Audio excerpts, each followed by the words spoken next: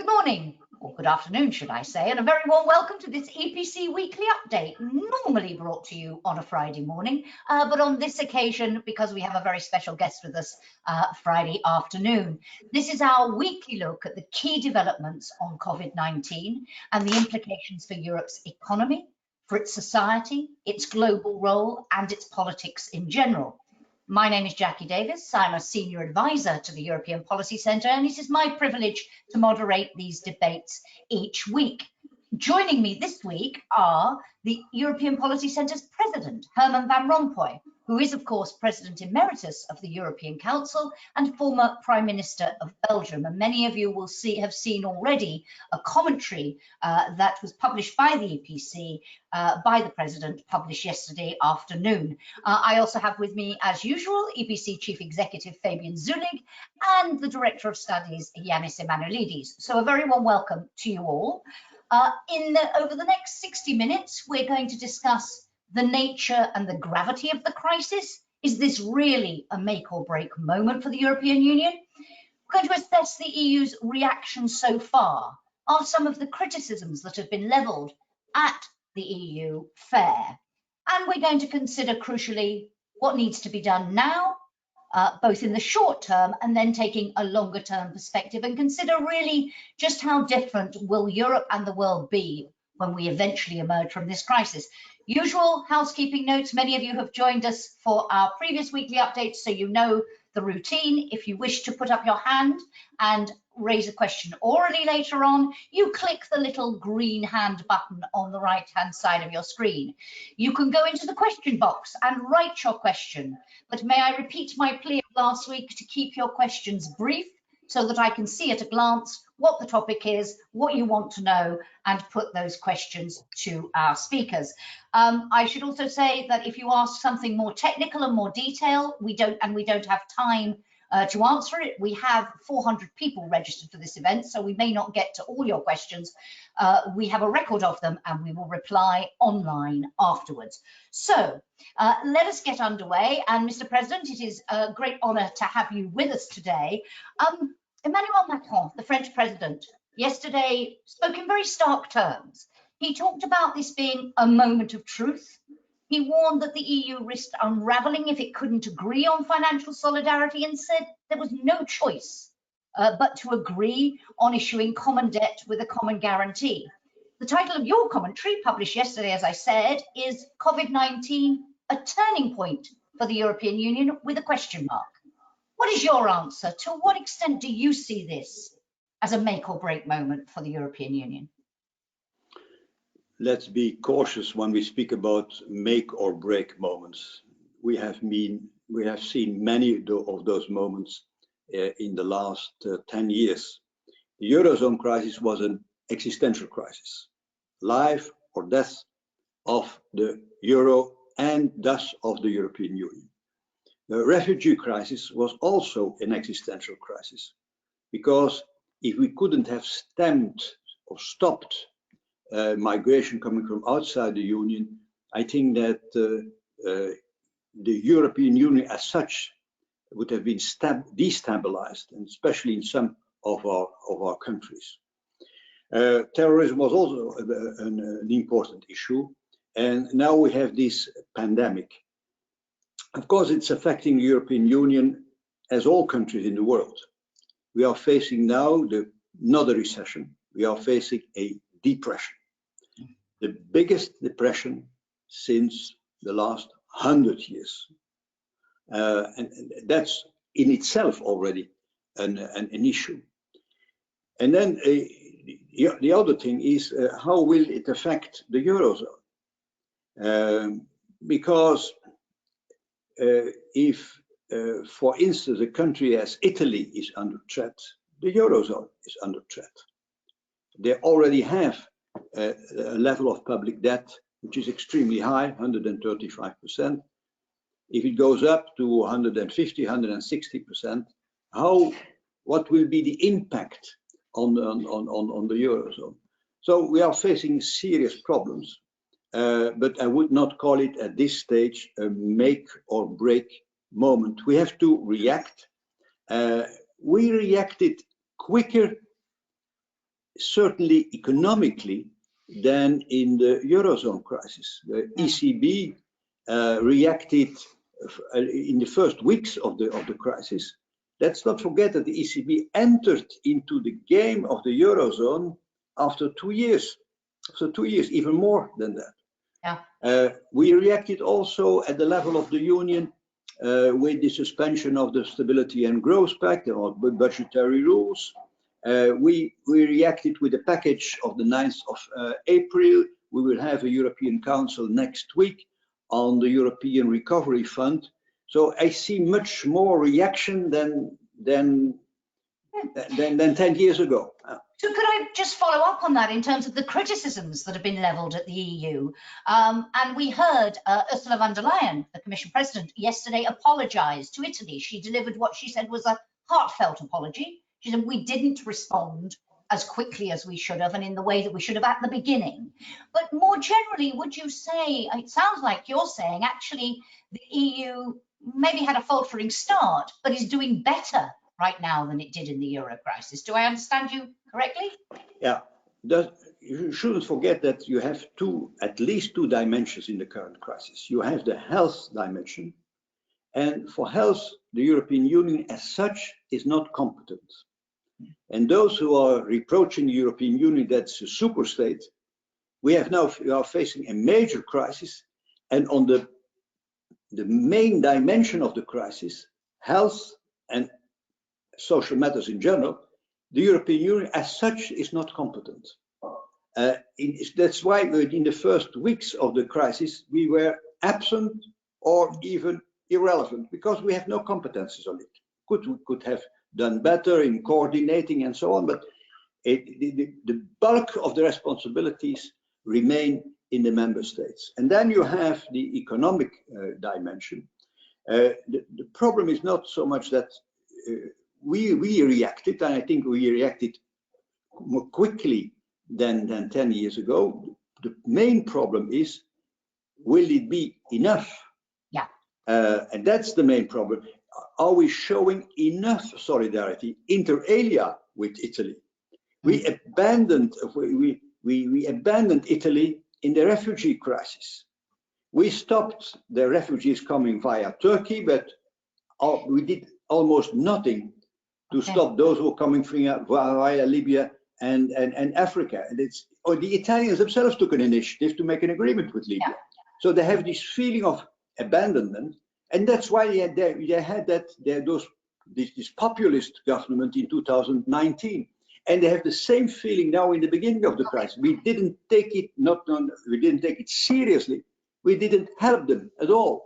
So I understand their feelings. That's why the words that von der Leyen have spoken came right in time. But we have also to act. We have really to show our solidarity with Italy, third economy, founding father of the European Union. I'll come back on what we need to do a little bit later on. But Fabian, you and Janis have co-authored a commentary this week called Lessons from the Euro Crisis, looking at where the lessons from that crisis are applicable. What for you would you highlight as the most important lessons? Whether what we've seen so far suggests the EU has learnt those lessons? I think one of the key messages we had in the commentary is that in a crisis like we have at the moment, you have to act quickly and you have to act at scale. One of the big issues which we are going to face is that the economic effect of this crisis is going to be quite unlike anything we've seen before. Herman already mentioned we're talking about the worst depression in 100 years. And that is with government intervention. Without government intervention, it will be even worse. And we need to see that leaders first understand and then act on the need to do something at a scale which is unprecedented, and to do that before we have slipped further down this road. The more we are going down economic inactivity becoming permanent, the harder it's going to be to restart the economies which are there. And this has to be done at a European scale. It is not something we can do at a national scale. Neither are we big enough, nor would that take account of the interdependence which are there, that what will happen next will depend on what is happening in other countries. And Janis, you talk in the commentary, and so does Herman in his commentary, about this being a matter of enlightened self-interest. We often talk, when we talk about EU leaders and why should they do what is right for Europe, and what's the political case. Here you seem to all be arguing this is a matter of self-interest as well as European interest, that the two come together. Do you think that message is getting across to our politicians? I think that, yes, it is getting across, but it's getting across a message and understanding that in an unprecedented fundamental crisis like the one we are now experiencing, that you actually need to also deliver. That's the difference. So you know that you need to support others in order to support yourself. This is the enlightened self-interest part of it. But there are things which still will have to be decided, and we're just in the beginning of this crisis. This crisis is going to stay with us for a while, and you need to already now, in order to avoid the worst of potential outcomes, implement in concrete terms and policy terms what it actually means to show solidarity in terms of enlightened self-interest. I agree with both what Herman and Fabian said. We've already seen that a lot of things have happened, much more will have to be done in order for not this fundamental crisis at the end of the day becoming actual existential crisis, because I don't think that we're there yet. It depends on where we will be in 6 months or in 18 months time. What scenario will actually materialize, and we do not know how big an effect we will see. And it's not only, by the way, the health-related consequences, the economic and fiscal consequences, financial consequences, but it is also the potential societal within our societies, the potential political developments within our societies, and the geopolitical potential consequences of this crisis. If all that turns negative, and we materialize a very negative scenario over the next months, the next year, then actually we will be moving into an existential crisis. Okay. And Herman, if I could ask you in relation to this, the other thing you all very much agree on is this importance of getting ahead of the curve, of anticipating events, of preparing for the next phase. You make that point very strongly, but you also say in your commentary, typically, EU leaders wait until their backs are against the wall, when I think they're staring into the abyss. You say this cannot be the case this time, but isn't it true that always at EU level, and given your huge experience in this area, political leaders find it very hard? They didn't reach a deal as finance ministers until the consequence of not doing so, the signals this was sending out, was so bad that they had to act. How can we stop that reactive approach this time around, and particularly when we come to look at recovery plans and so on? I fear at least two things. The first is actually what you mentioned, that we wait until there is no other solution. Wait until there is no alternative, the famous TINA situation. And then we take difficult decisions. That's very human. That's not only in the European Union that these things are happening. It's in your personal life. The big decisions, you postpone them, and then you try to see if time is not doing its work. This shouldn't happen again. This shouldn't happen again, and that's why I'm happy, so to speak, that you had the first series of decisions taken already a week ago, that the European Council will meet next week on the European Recovery Fund. But I wonder if this is the last stage. I very much agree with Janis, if this is the last stage of decision, even after the decision on the European Recovery Fund. And the most difficult decisions, I hope that we never have to take them when one of our countries in the Eurozone is really under threat, is really in trouble. And that's why anticipating is one of the lessons we have to draw from the Eurozone crisis. We shouldn't wait until there is no other alternative. And some of the reactions of the last weeks were worrying in that sense, because it was still the old game. It was as if we were in the trenches of a previous war, with the same words and the same reactions of not enlightened self-interest, but of simply egoism. There's a lot of solidarity now in our societies, but once we cross the border, we are less solidary. We break a lot of taboos in our countries, as in Germany on the balanced budget and so on. And in most of the countries, we give up budgetary balance or even small deficits. Oh, that's also the case, for instance, in the Netherlands, also the case in Germany and in all those countries.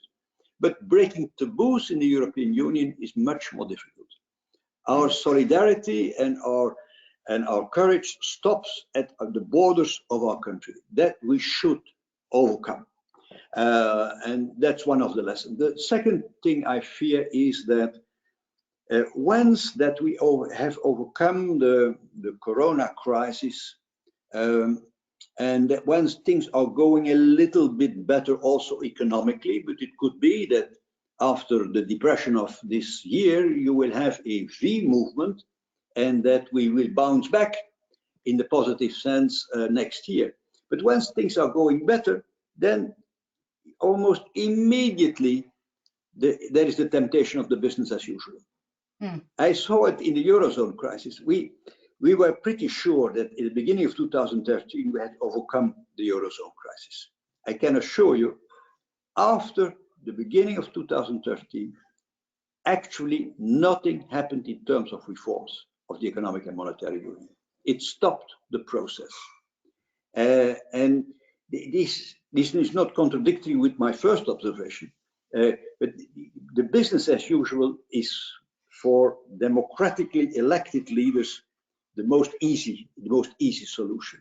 So we have to keep the longer term in view. The crisis will not be over when the first signals of economic recovery are shown. So this, for me, it's a big fear, because I had the experience of on the two dimensions. That we waited too long and we stopped when things are going a little bit better. Thank you very much. Just to reply to a question I'm getting written in, how to switch the voice on. You don't, I switch you on if I give you the floor. Could I also say, people are writing rather long questions again. If you have a slightly more complex question, much better if you put your hand up and I can give you the floor and you can express yourself than me try to catch at a glance what it is that you're trying to say. But we'll come to that in a moment. I just want to come back, perhaps this time Janis first, on the question of relevance. Because you say in your commentary, if the EU doesn't deliver, doesn't show that unconditional solidarity that you're calling for, doesn't get ahead of the curve, it might be condemned to irrelevance.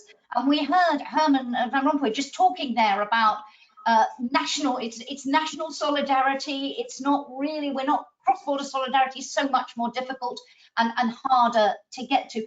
I'm just wondering, does it matter right now if the EU is relatively irrelevant, because the focus is very much on the immediate impact of the crisis, that the relevance issue comes into question when we look at coming out of the crisis and at economic recovery and where we go from here?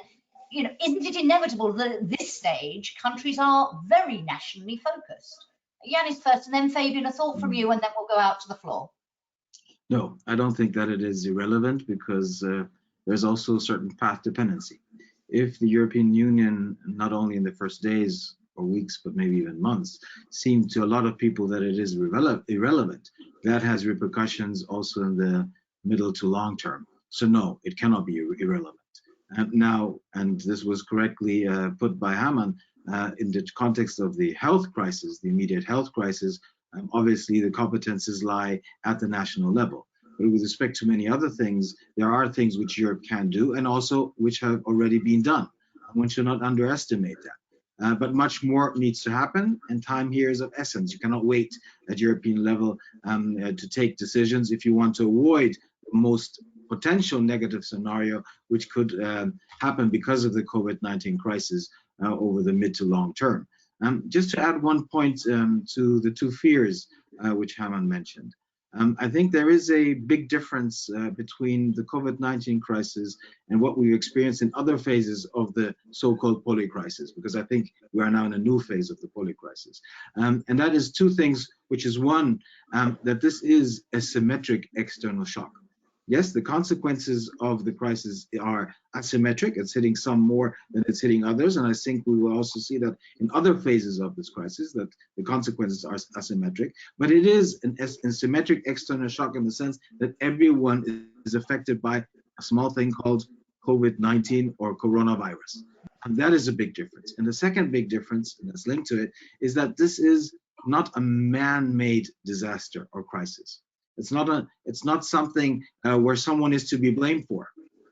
If you remember back in 2010, 11, 12, we had a lot of this blame game. And it was, I can say this being half Greek, some of the lazy Greeks whose fault it was that they got themselves into the situation. Now it is more complicated. It is a natural disaster, which nobody is actually fully protected from and is strongly affected by. So that makes a big difference to what we've had in the previous phases of the so-called polycrisis. So does that, just very quickly to follow up on that, there's a question about here, could the fact that citizens in richer EU countries are also more affected help to build more solidarity? You saying there it's an asymmetric shock, but it's a common challenge and a common problem. Does that common problem, do you think, encourage solidarity, or does it really encourage very much a focus on where we are and what we need to do as a country? Does it play to recognizing this common self-interest, or does it make us more nationalistic? Quick one, if you would, Janis, then I come to you, Fabian, and then out to the room. I think it has both effects. In the first days, weeks of the crisis, we saw that that everyone was overwhelmed. Member states were overwhelmed, the EU was overwhelmed. Everyone was rushing to where the competences lie. So it was the national level, sometimes even the regional level in federal countries. So this is where you were seeking answers to. So you had some sort of national reflexes. But at the same time, and that's because of the magnitude of the challenge, and I think that also a lot of the EU leaders fear of where this could end, there's also a reflex to say we need to work at European level. The question is, to what extent? And how fast do you actually deliver responses? And here, more needs to be done. The question is, what happens in subsequent phases? If some believe that they managed the crisis better than others, and that they did so because they were better equipped, they did better policies, their national health system were more suitable to deal with the crisis, and then you might actually have an increasing sentiment of us against the other. And indeed, in your commentary, Fabian, you warn about a temptation to once again rush to moral judgment or to proclaim national superiority in this area. Do you feel this, on balance, we're all in the same boat, we're all in this together, is a more powerful force than the distrust and some of the difficulties we've been discussing? Which way do you think ultimately it will play in terms of delivering that coordinated response that you all underlined is so essential? I think it plays in both directions.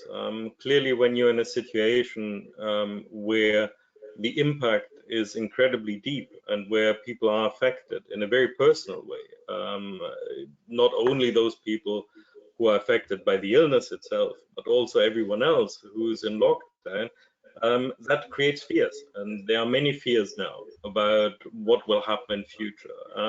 And there can be a tendency to look inward when you're faced with fears.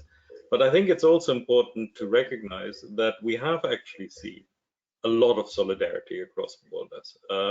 I fully agree with Herman and Janis, we need to do more. And in the health field, it has been difficult to have something at the European level. But if we look at, for example, how many patients are being treated across borders, if we look at the signs of solidarity in terms of equipment, in terms of donations, in the way people are trying to help each other, I think we have to recognize that this is also happening, and that is extremely welcome. It doesn't replace a common European response, but I think it is a sign that solidarity is felt by many people.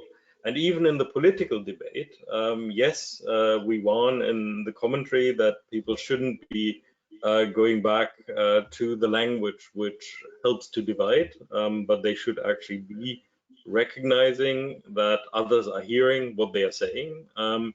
But what we've also seen is that in certain countries where there was a very strong reaction at the beginning, which looked to be negative to countries like Italy, there was a backlash. There was a backlash within those countries, and there was a backlash outside of those countries. And I think that has shown that it is not the same debate as we have had in the past, that many people who in the past would have opposed common action are now saying, no, in this current situation, it is different. We have to do things. And indeed, Herman, you made the point in your commentary about this just shows there is a European public space because when you put it mildly, the non-empathetic comments by some politicians in some countries, you argue, actually led and encouraged people to begin to change their positions and resulted in the deal we got from finance ministers last week. I'm going to come back to you shortly, but I do want to go out to the room. Lots of hands up, lots of questions coming in. Just van Eersel, if you can hear me, I'm putting your mic on. Hang on a minute, sorry. Just, can you hear me? Yeah. Okay, go ahead. Okay, thank you very much. Fabian, you were rather positive about the solidarity a moment ago, but Herman was quite more negative. And I have a question to him and you. Rasmussen made a statement yesterday, he's the NATO Secretary General, saying that in NATO everything is in place. Military planes are transporting material, medical devices, etc. Things he said European Union is far aloof from. In fact, the Union does nothing. And my question to both of you is this. When NATO acts and is able to act, why isn't it possible, even when in this case of national sovereignty in health, that our common interest moves us in the same direction as Rasmussen says? Okay. Why is that not possible? Okay, thank you. I'm going to take a few questions because so many are coming in. We'll bunch them together. George Pagoulakos. George, can you hear me? Yes. George, are you there? Can you hear me? Yes, we can. You're a little distant. We can hear you. I'd like to ask you about your expectations regarding the European Recovery Fund. Will it be able to rely on a common bond issue? Will it have enough power, given the fact that the estimated stimulus required only for 2020 probably exceeds 1.3 trillion? That's over 10% of euro area GDP. So what's your expectation taking us to next week's European Council and beyond? Thank you. Okay, yeah, we'll come to that in a moment. I want to discuss not only your expectations, but what you think they should do. Crucially, let me take one more for the moment from the floor. If I can get my mouse to behave itself, it seems to have gone walkabout. So for a minute, I'm going to come over to the other side here and let's have a look. We've got a number of questions about China. I'd like to come back to that later on if we have time. Also questions about the exit strategy. I think we'll link that into the conversation about what you hope EU leaders will do next week. And we've got questions about Italy and the trust, which we've addressed to an extent. I'd like to come back again if we have time on that. So let's pick up on those two questions because they were quite specific. Who would like to? Herman, would you like to go first? First of all, I wanted to add something to the previous questions. First of all, the big difference between this crisis and the Eurozone crisis and even the refugee crisis is it's not only, or it's not about life or death of the European Union. It's about life or death of people. It's totally different crisis, a totally different crisis. It's about our lives, our lives. And the impact on society, on personal life is you cannot compare that kind of feeling or that kind of impact with what we lived through during the poly crisis. For me, it's the biggest difference between this crisis and another crisis. Second is, I was the first this afternoon to emphasize what was already done at the European level. And it was signals of solidarity. But I also added that's not enough.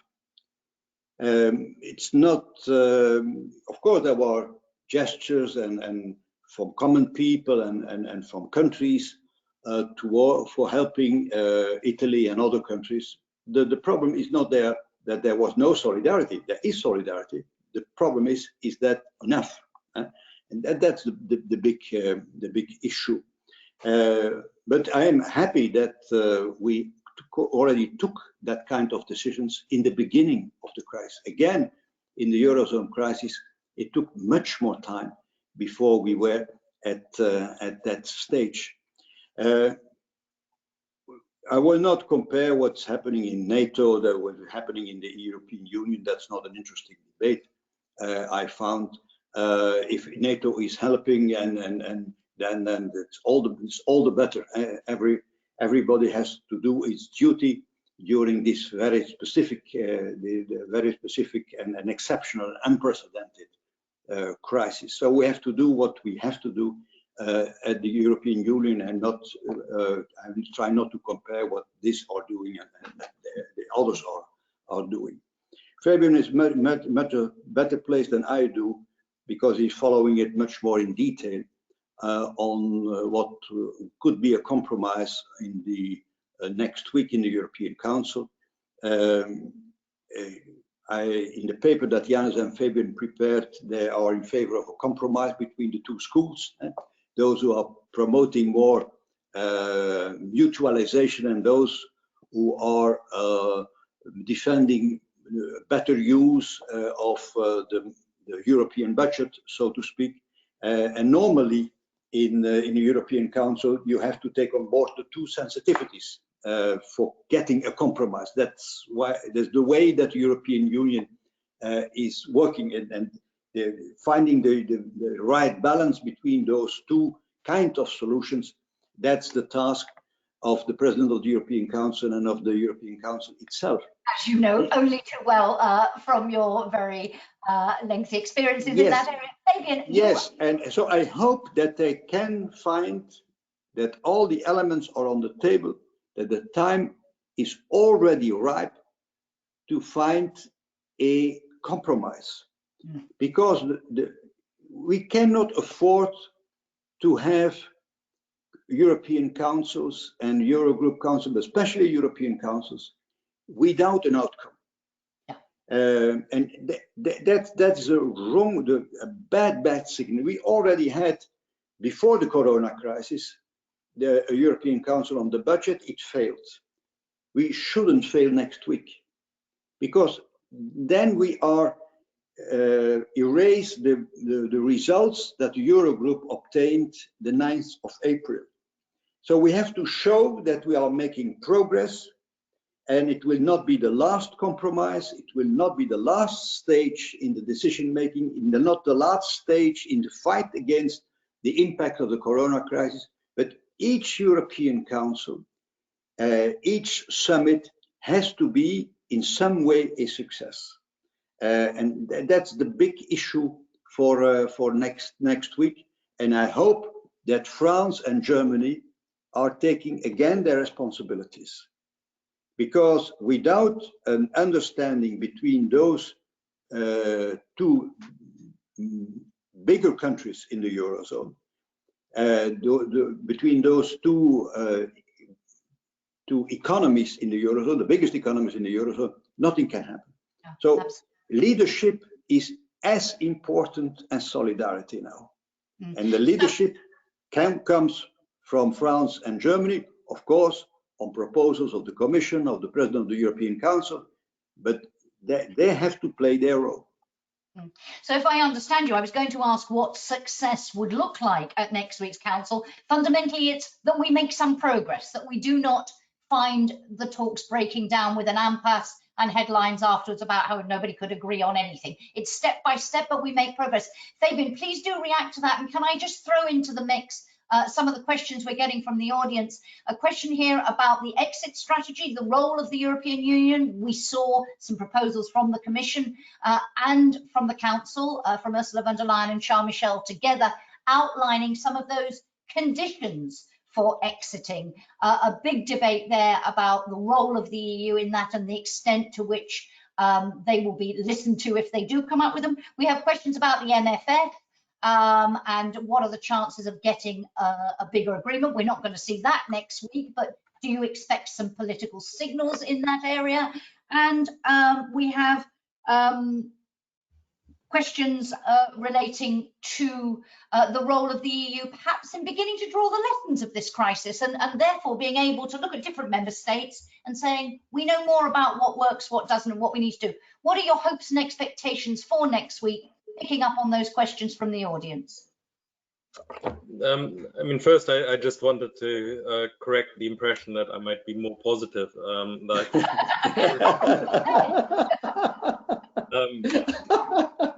I think what I wanted to emphasize is that I think what we are seeing in populations is a feeling of solidarity. And I think that is very important, because that is also a message which should go to the leaders that, yes, in the past we have seen situations where people were distrustful of each other's motives, where they were actually seeing that maybe there was a question of blame and morality involved. But what we are seeing now is that overwhelmingly, I think, populations are recognizing that this is a fundamental crisis, because, as Herman said, this is about life and death. This is about people. And they are reacting to that, and they are showing that in their own actions. Health systems are showing that despite the pressure they are under, they're helping people from other countries. So I think it's just to emphasize that the situation is a completely different one, and that leaders need to recognize that. And I think that they can actually rely on the support of their populations in doing that. In terms of what needs to be done, what comes next, I'm leaving the exit strategy for Janis. I'm sure he'll say a couple of words about that. But I think it is very important that we're now seeing the Commission President and the Council President acting together and trying to put compromise packages on the table. And I think this is important to recognize that we're not going to see, and I'm saying it provocatively, the victory of one side in this debate versus the other side. The only way everyone can win is if we find a compromise with everyone can live with. And that, I think, it has to be the goal of the next council. That has to mean that we get something substantive into place. And I think one of the caveats I would add to what Herman was saying, it is not just about getting something done. It is also about making sure that we're not closing certain doors for the future. There's not a message to say that this is enough now, or we are never going to go down this route, but it is a starting point for further future. Janis, in that sense, and in your commentary, you both argue about this need for this convincing package, as you put it. Don't focus on, we've talked about bazookas in previous weekly updates. Don't focus on one bazooka. There isn't one. You have to have this package. Makes me wonder whether Emmanuel Macron was wise to put so much emphasis yesterday on the question of corona bonds, the most difficult of all the issues, and the risk of going back to what Herman was warning against, that people come out and say, well, they didn't agree on that, so they failed again. Your thoughts on next week? Well, I think, first of all, one needs to be very careful these days to make absolute statements, absolutist proposals, because I think we will see that everyone will have to move on either sides. So having an absolute position maybe might make things even more difficult, as it might undermine the political room of maneuver in individual countries. With respect to next week's European Council, I think what I would hope is that we see not a solution, but progress with respect to two key issues. One is the completion of the fiscal economic package of 9th of April. And the second element is to see that there's progress with respect to having an exit strategy, or as we have called it, an exit management strategy. With respect to the fiscal economic package and the question which George raised, I think, yes, it has to have a significant size, whether it's $1 trillion, 1.2 trillion, as he mentioned, but we're talking about a huge package. Some things have already been delivered, but more needs to be done. And I think there is a potential compromise for two elements in terms of financing. One is to have the emission of a one-off issuance of common debt with several liabilities. I think we need to move in that direction. The devil lies in the detail, but there is space for that, at least to some extent. And the second element is to have a revised MFF proposal to leverage financing tools linked to an exceptional increase of the MFF, especially for the first years of the next MFF. Will this be easy? No, both won't be easy, but I think a compromise can be achieved, and you need to move in that direction. With respect to the exit management strategy, I think it was positive that the Commission, the President of the Commission, the President of the European Council came forward with the roadmap. Since they came forward with the roadmap, you actually, for the first time, have an increasing debate about the need for a European coordinated strategy. That does not mean that you don't also need national strategy, but you need to coordinate your national strategies at European level. And that is necessary to exit the crisis in the more immediate term, but also in the longer term. And in certain sectors, you need to agree on how you're going to deal with moving away from the containment measures gradually, step by step, very carefully. Look at the area of tourism. If you want to actually save some of the months, or the touristic months in the summer, which is affecting some of the member states very heavily, you need to think of how you're going to deal with this collectively, because tourism is something where people come from all of Europe and go to all of Europe. So you need to coordinate your strategies, your exit strategies with each other in a smart way. And I think a first step is being made, or has been made, with the roadmap. Okay. Can I just ask one more question that comes from the audience here, and it's to you, Herman, really, because it relates to something you talk about in your commentary when you talk about the global response and the my country first situation we find ourselves in. And yet, as we've talked about the need for European coordination, that importance of international coordination. And we have two questions relating to the role of China. One, a broad one: how do you see EU-China relations in the post-COVID era? And one more specifically, but in the same vein, about in the Eurozone crisis, European government leaders asked China to come and help bail us out. This time, Vestager, among others, has rightly warned, says the questioner, Ana Gomez, against Europeans letting go of critical infrastructures and companies. Question really, is there a risk that we will lose control to China again, she says? Or you argue, one of the things you say in your commentary is, we're going to see more focus on strategic autonomy, we're going to see more focus on European sovereignty, technical sovereignty, economic sovereignty, energy sovereignty, and so on. How do you see this playing out once we pass the immediate crisis, that relationship with China specifically, but more broadly? Mm-hmm. First of all, we had a different position regarding China, as for instance the United States has. We were not waging a trade war with China. We were actually even negotiating an investment agreement with China. So we had totally different relations with China than our transatlantic partner, and as the Trump administration had. So we are not starting from a conflict. We are starting still from a situation of cooperation and to some extent even partnership. That's my first remark. My second is that, of course, we have to draw in the European Union the consequences of this crisis. And one of the consequences is that we consider ourselves as too dependent from China or from other countries. And I think that's not only a political conclusion. A lot of private companies are wondering if they can still rely on one supplier for some goods and services. And this is not a movement of deglobalization, that's too strong, but to reflect on less dependency. And less dependency means also more sovereignty. And that's my point. The debate on European sovereignty, European autonomy, was a debate that was ongoing before the Corona crisis.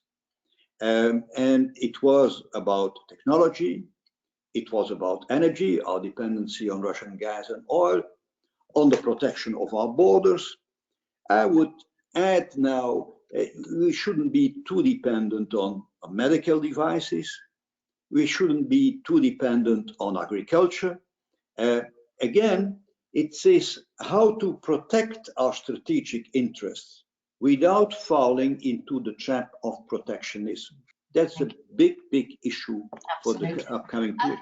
And you have also, in answering that, also answered another question which related to this reconfiguring of supply chains. There was a question comment about the role of public investments in making that shift. We come back to that, I'm sure, in weeks to come.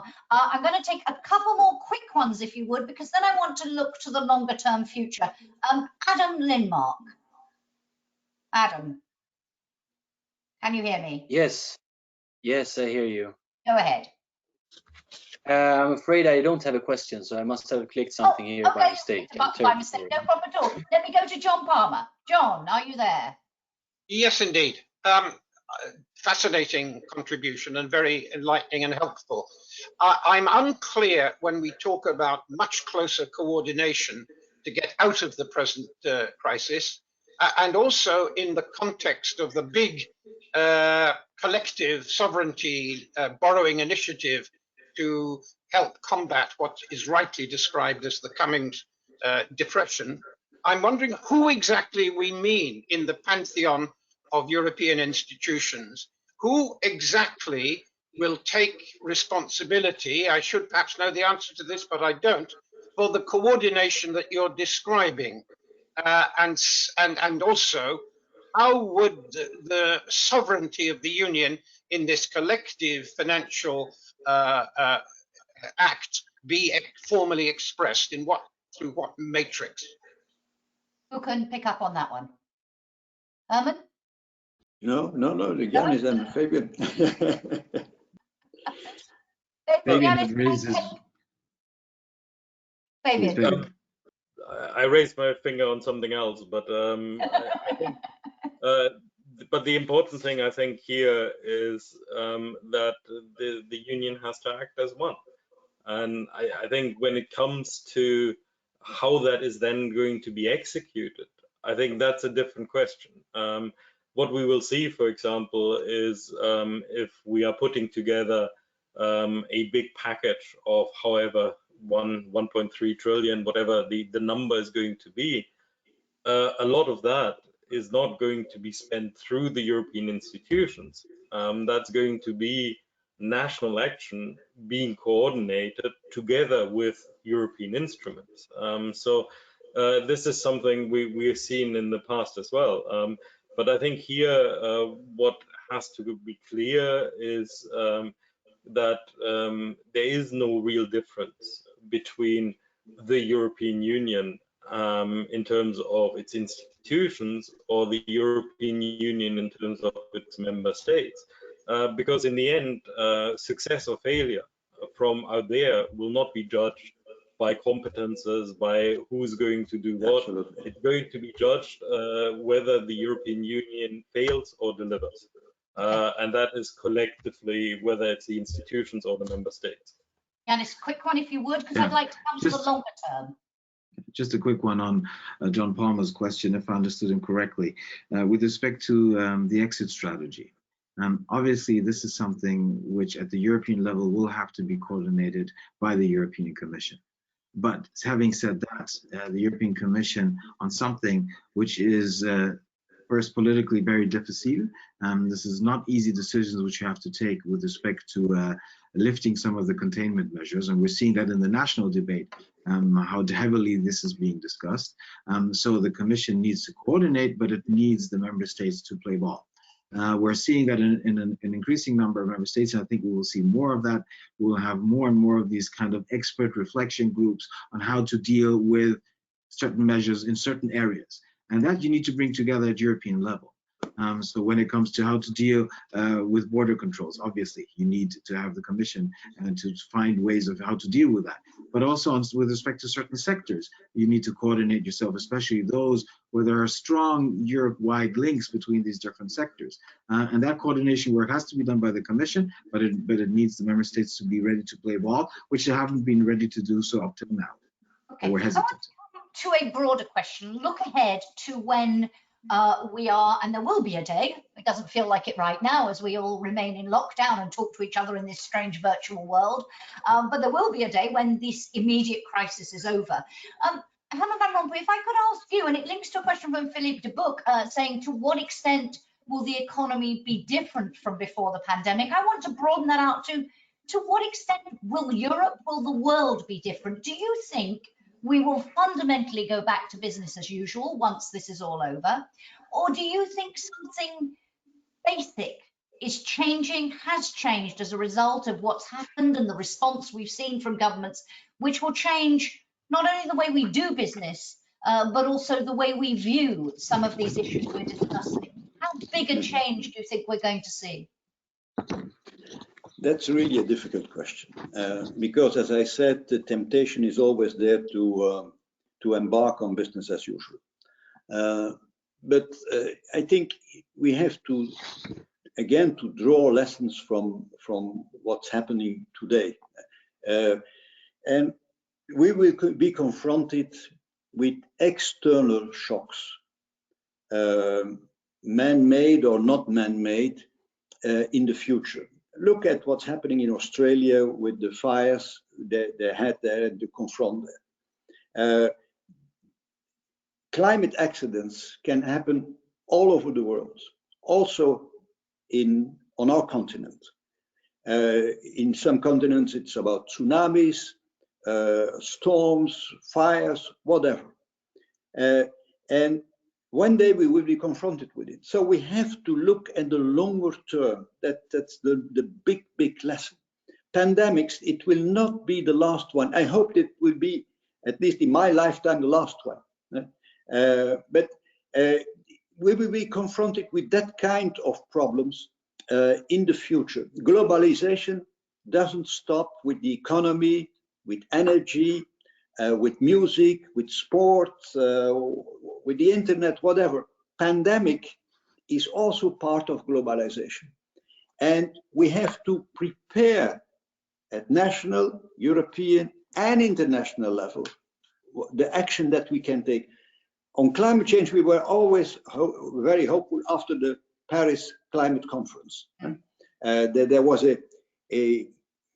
let's say, there was the only positive light in the tunnel of multilateralism of the last years. So we have to continue that work, because sooner or later we will be confronted with incidents and dramas also in our country. And the same is happening with pandemic. So the longer term views at different levels of power, and for us the most relevant is of course the European one, but also at the level of G20 is absolutely needed. But we have more impact on what we can do at our level, and speak about the European level, that we can do at the G20 level. Because we, in the G20, of course, with the current American presidency, and he's not the only responsible, but he's carrying a big responsibility. The G20 is the least you can say is handicapped. When you suspend funding of the World Health Organization in the midst of the corona crisis, then there is a problem. Then there is a problem of multilateralism and international cooperation. So for me, the external shocks will become the new normal. The only problem is that you never know when it will happen. But now we had with these warning shots, our successors in politics and in our different kind of responsibilities, we have no excuse anymore. No excuse anymore. And so that's anticipating what could happen is the big lesson we have to draw. Thank you. And we will come back on this question of the international dimension. There's already been one EPC commentary on this by Giovanni Grevi. We will come back to this topic in another session, and there were some questions as well as those about China, about Africa. We will come back to those later session. But same question, Janis, Fabian, and then I would like to just ask Herman one last question before we close. So fairly briefly, if you would, Janis, a new world, a very different world, or will we all too quickly, some would say, forget what's happened, go back to the way things were, and it will be business as usual? Or do you see, is it a brave new world or a terrifying new world that we move into? Well, I think first of all, we need to be very, very humble if we try to look into the crystal ball these days. But it will definitely not be the same world we have had before the COVID-19 crisis. Now, to the extent to which it will change, I think nobody of us can make a sound prediction, because it depends actually on how negative or positive things will develop in future. If the most negative scenario develops, obviously the consequences will be much bigger. But I must say that I'm reading a lot, and all of us are hearing a lot of very apocalyptic things being said. We are hearing people saying this is the end to globalization. This is the end to the Green Deal. This is even the end to capitalism as we know it. I think we need to be somewhat humble when we make this kind of predictions. If these things are to happen, it would have meant that the worst scenario would have materialized. We would have, not only in economic terms, but also in political terms, we would have moved into the totally wrong directions. Then these most negative scenarios will materialize. So my hope is that we will adapt things. We will adapt how we run globalization. We will adapt how we run our economies. We will include the green dimension into the recovery process.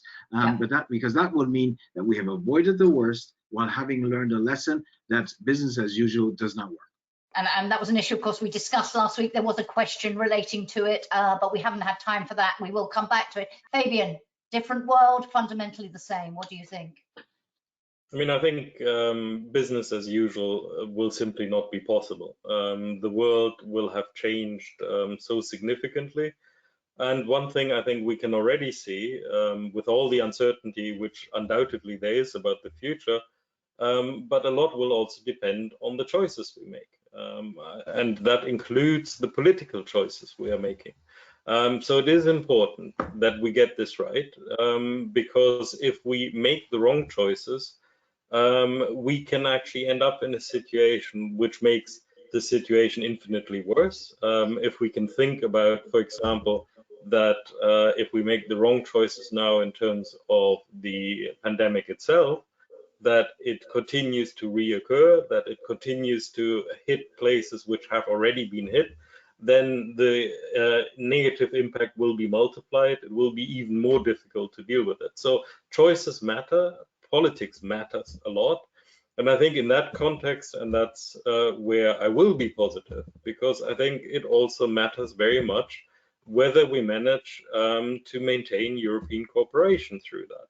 Because the European Union is, and it remains, the only possible instrument which is there anywhere in the world to deal with that kind of cross-border challenge. So we need the European Union more than we have needed it in the past, but we need the European Union to function to do that. Which brings us very neatly back full circle to where we began. Herman, two last questions. One, I'm just thinking, and I have to ask, this way of doing business, so EU leaders on Zoom or whatever app it is they're using, presumably you do not believe, having had experience of the old way of doing meetings, that we have found a marvelous technological solution to EU leaders coming to Brussels and meeting in person in the future. This is not a good way if you have to do difficult negotiations. That's a slightly flippant question, but the more serious one is that your commentary you end by saying politics is action. And we need to turn fear into hope. We've talked about a lot of the things that need to be done over the last hour, but for you, what do you think is really the key if we are to turn that fear that exists in so many countries, and that distrust and that deep concern, that feeling of being left behind or forgotten? What for you is most important if we are to turn fear into hope? Last thought from you, Wood. I think one of the biggest dangers of these times is that people before the corona crisis were already anxious, fearful. There was a lot of distrust in our societies. That was the basis of success of populists also. So this corona crisis comes on top of this feeling of uncertainty and insecurity. It can enhance that kind of feeling. That's why turning fear into hope is even more important now than it was already before the corona crisis. And in politics is action, and that were my last words in my article. But action in politics, there are two components in it. The words that leaders are using are as important as their deeds. When we speak about hope, the words they are using can polarize societies, can enhance the feelings of even despair, and so the language leaders are using is of utmost importance. The best speech of the last weeks was not delivered by an elected president or prime minister, but was by the British Queen. She found the right words to turn fear into hope. With this, quoting those famous song, "We will meet again." We will meet again one day, physically. But then, of course, then there are the deeds, the policies, and the results. And as was said by my two colleagues of the EPC, we will not be judged if this or thing or another comes from the Commission, of the European Council, of the national governments. The results will count. The results in terms of overcoming the corona crisis, having again a stable situation, avoiding a relapse of the infection by trying to exit too soon, and of course by the economy. People are extremely uncertain. Some have already lost their jobs. Millions have lost their jobs, and millions of jobs are under threat. So what we are doing now to overcome also the economic dimension of the crisis is of utmost importance. And people will only believe their leaders when they can show results. So the hope is based on results. Hope is a verb. Hope is a word, but hope is also a verb. And that's the kind of approach we need these days and in the upcoming weeks of months. This is a health problem. This is an economic problem, but it's also a societal problem. And on that uplifting note, thank you so much to Herman van Rompuy, to Fabian, to Janis. Thank you to all of you for joining us again. Thank you for your questions and comments. We didn't get to all of them. Some of them were on issues we've touched on in previous weeks, and we will come back to them. And as I say, we will go through them afterwards, and the more technical questions or the more detailed questions, we will try to get a policy analyst to respond to you. So thank you all very much. We will be back here next week in our regular slot next Friday at 11 o'clock, and we're going to focus then on discussing the outcome of that EU leaders summit, that teleconference meeting on Thursday that we talked about earlier on. We'll assess how much progress was made. Did they meet Herman's definition of success? Did they make enough progress to show that they are responding? And we will focus in particular on the economic impact of the crisis and what needs to be done. And before we discuss that, there will be a discussion paper written by Fabian, which will be published. So you'll be able to read that before our discussion. So it only remains for me to thank you all for joining us and to wish you a very pleasant weekend in the sunshine, and stay safe. Thank you very much indeed. Thank you. Thank you.